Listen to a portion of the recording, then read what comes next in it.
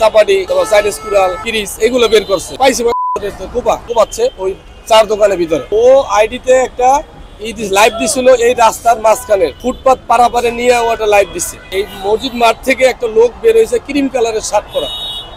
তারে ওরা দেখছে, পিছনের যে দেখছে সে দেখছে, প্রথমে দেখে বলছে যে পাইছি কোপা।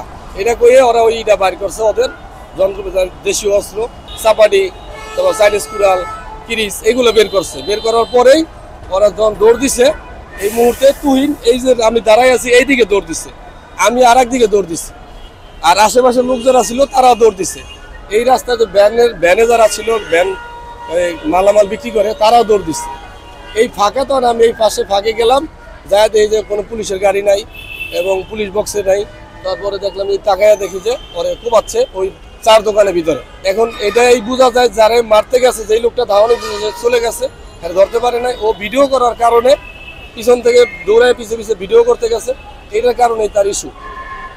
ভিডিও কেন করলো এই বিষয় নিয়েই সে তাকে নির্মমভাবে হত্যা করা হয়েছে কুপাইয়া।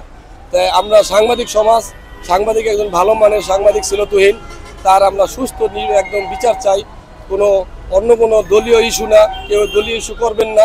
সঠিক যাতে যেটা বিচার হয়, যেই হোক, যে দলের হোক বা নাই হোক, সঠিক যাতে হয়, জিন্দাগারি হোক, তার সঠিকটা বিচার চাই। তাহলে আমরা সাংবাদিক সমাজ আমরা বিচার পাবো। গতকালকে আমি ওই জায়গায় চার দোকান করি, সাংবাদিক শামিন ভাই আমার কাছে দৌড়ে গেছে, কয় তুহিন রে কেটা কুবাইতেছে গিয়া দেখো। তখন আমি দৌড়ে গেছি, গিয়া এখানে ঘটনাস্থলে কাউকে পাই নাই, গিয়ে দিয়ে তুহিন ভাই এখানে কুবাইতে হয়ে গেছে, এখানে পড়ে রয়েছে।